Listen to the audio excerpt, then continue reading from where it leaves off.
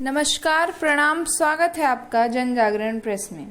आज श्री राम भक्त बालाजी मंदिर प्रधान कॉलोनी में अखिल भारत हिंदू महासभा की अनौपचारिक बैठक हुई, जिसमें संगठन के राष्ट्रीय कार्यकारी सदस्य रविंद्र कुमार द्विवेदी, दिल्ली प्रदेश अध्यक्ष विजेंद्र कुमार राजू पारचा और दिल्ली प्रदेश अध्यक्ष संत इकाई से महंत श्री प्रकाश बाबा जी उपस्थित हुए, जिसमें कार्यकारी सदस्य रविंद्र कुमार को सामना करना पड़ा जन जागरण प्रेस के तीखे। भारत का निर्माण की बात आप लोग करते हो, लेकिन हिंदू सभा महासभा का अस्तित्व ही अभी खतरे में दिख रहा है। नेतृत्व के लेकर आप लोग लड़ रहे हो, तो इसको कैसे हिंदू महासभा से लोग जुड़ेंगे आपसे? देखिए, अखिल भारत हिंदू महासभा इस देश का सबसे पुराना राजनीतिक दल है।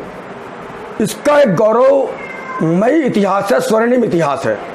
ये बात ठीक है कि 4 जून 2006 को हिंदू महासभा की मेरठ की राष्ट्रीय कार्य समिति बैठक में किन्हीं कारणों से एक गुटबाजी की परंपरा आरंभ हुई, अर्थात पहली बार 2 राष्ट्रीय अध्यक्ष हिंदू महासभा के हुए अलग अलग, और वो फिर से टूटते टूटते गुटों में बंटते बंटते बड़े दुर्भाग्य की बात है कि भारतीय निर्वाचन आयोग में वर्तमान समय में 6 राष्ट्रीय अध्यक्ष के दावे हैं, जिस कारण से हिंदू महासभा के राष्ट्रीय अध्यक्ष के पद के रिकॉर्ड पर 16 मार्च 2012 से किसी भी राष्ट्रीय अध्यक्ष का नाम दर्ज नहीं है। यह कटु सत्य है, और मैं आपके चैनल के माध्यम से हिंदू महासभा के कार्यकर्ताओं को संदेश भी देना चाहता हूं। कारण क्या है कि भारतीय जनता पार्टी, राष्ट्रीय स्वयंसेवक संघ, विश्व हिंदू परिषद, ये जो एक लॉबी है, ये हिंदू महासभा को समाप्त करने पर आमादा है, क्योंकि ये भली भांति जानते हैं कि यदि अखिल भारत हिंदू महासभा राजनीतिक पटल पर उभर कर आई तो भारतीय जनता पार्टी का पतन सुनिश्चित है। इसलिए इनके राजनीतिक षड्यंत्रों के कारण हिंदू महासभा में गुटबाजी बनाई गई, गुट पैदा किए गए और नए नए राष्ट्रीय अध्यक्ष बना करके इसके राजनीतिक अस्तित्व को समाप्त करने का प्रयास किया जा रहा है। और ये आज से नहीं हो रहा है, ये भारत की स्वतंत्रता प्राप्ति के पश्चात से ही हो रहा है, जब प्रथम लोकसभा चुनाव में जनसंघ के 2 सांसद जीते थे तो हिंदू महासभा के 5 सांसद जीते थे। अभी पीछे आपके जो चेन्नई में चुनाव हुए, केरला में, उसमें हमारे प्रत्याशी लड़े, मुख्यमंत्री के खिलाफ हमारा प्रत्याशी खड़ा हुआ था। जीता नहीं अलग बात है, मुख्यमंत्री के खिलाफ जीत प्राप्त करना भी एक बहुत बड़ी बात होती है, लड़ना ही बहुत बड़ी बात है। हिंदू महासभा ने दावा किया।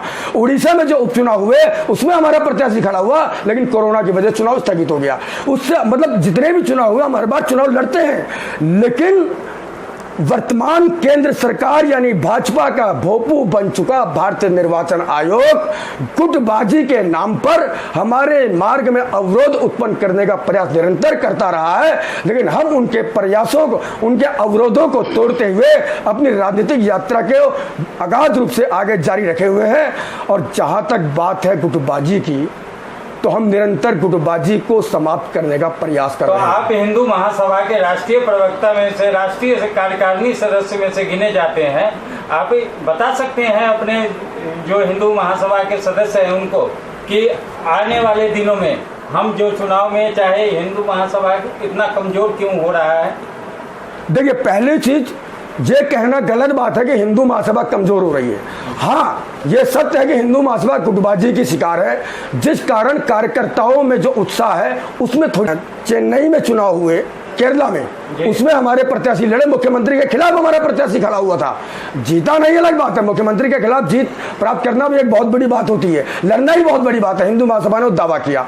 उड़ीसा में जो उपचुनाव हुए उसमें हमारा प्रत्याशी खड़ा हुआ, लेकिन कोरोना की वजह चुनाव स्थगित हो गया। उससे मतलब जितने भी चुनाव हुए हम हर बार चुनाव लड़ते हैं, लेकिन वर्तमान केंद्र सरकार यानी भाजपा का भोपू बन चुका भारतीय निर्वाचन आयोग गुटबाजी के नाम पर हमारे मार्ग में अवरोध उत्पन्न करने का प्रयास निरंतर करता रहा है, लेकिन हम उनके प्रयासों को, उनके अवरोधों को तोड़ते हुए अपनी राजनीतिक यात्रा के अगाध रूप से आगे जारी रखे हुए हैं। और जहां तक बात है गुटबाजी की, तो हम निरंतर गुटबाजी को समाप्त